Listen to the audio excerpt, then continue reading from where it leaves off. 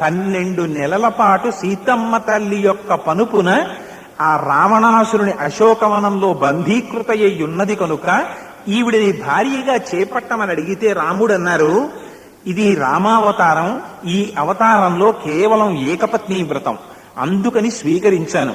కానీ కలియుగంలో నేను మళ్ళీ వెంకటేశ్వరుడిగా వస్తాను. ఆ వెంకటేశ్వరుడిగా వచ్చినప్పుడు వేదవతి మళ్ళీ అయోనిజగా పద్మావతిగా ఆవిర్భవిస్తుంది. ఆనాడు పద్మావతి పరిణయం అన్న పేరుతో పద్మావతిగా స్వీకరిస్తాను అని మాట ఇచ్చారు. ఈ 3 మాటలు నిలబడాలి. ఈ 3 మాటలు నిలబడడం కోసమని శ్రీ వెంకటేశ్వరావతారం వచ్చింది. మన అదృష్టం ఏమిటంటే అంత గొప్ప అవతారం. అటువంటి స్వామి మనకి కూతవేటు దూరంలో రాత్రి పడుకుని నిద్రపోతే ఉదయం తెల్లవారి లేచేసరికి ఆ వెంకటాచల క్షేత్రంలో ఉండగలిగినంత దగ్గరలో ఆ తిరుమల క్షేత్రం ఉండడం. ఆ తిరుమల క్షేత్రంలో ఉన్నటువంటి 7 కొండలే, ఈ 6 కొండలు ఉండకూడదా, 5 కొండలు ఉండకూడదా, 4 ఉండకూడదా, 8 ఉండకూడదా?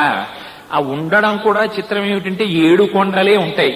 వృషాద్రి, వృషభాద్రి, గరుడాద్రి, అంజనాద్రి, శేషాద్రి, వెంకటాద్రి, నారాయణాద్రి, 7 కొండలు. ఈ 7 కొండలు దాటి ఇందో కొండ ఉండకపోయినంతసేపు అడిలిపోయారు. ఇదేమిటి ఇంత రక్తం కారిందేమిటి స్వామివారి గడ్డానికి అంటే అప్పుడు వెంకటేశ్వర స్వామి వారు సేపే ఇది శివం, ఆత్మ వెళ్ళిపోయిందనుకోండి ఇది శవం. ఆ ఆత్మస్వరూపమైనటువంటి పరమాత్మ ఉన్నారే అదే 7 కొండల మీద ఉన్నటువంటి వెంకటేశ్వరుడు, అదే నారాయణాద్రి.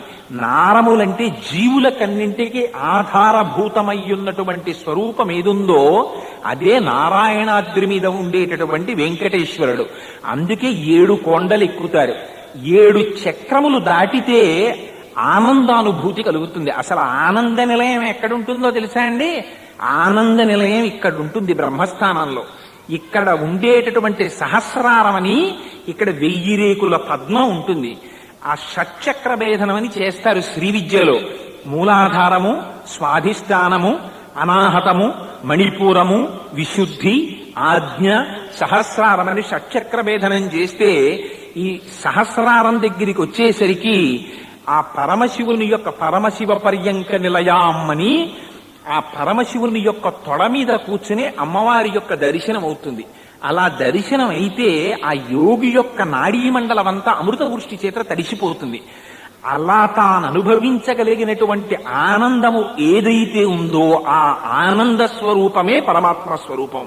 అందుకని షట్చక్ర భేదనం అయితే ఆనంద నిలయంలో ఉన్న పరమేశ్వర దర్శనం అవుతుంది. అందుకని 7 కొండల మీదే ఆయన ఉంటాడు. ఈ 7 కొండలు ఎక్కడంలో కూడా ఒక రహస్యం ఉంటుంది. ఈ 7 కొండలు సాలగ్రామాలే, 7 కొండలు మహర్షులే. అక్కడ చెట్టు, పుట్ట, పిట్ట ఏది కానివ్వండి అన్ని మహర్షుల యొక్క అంశాలు.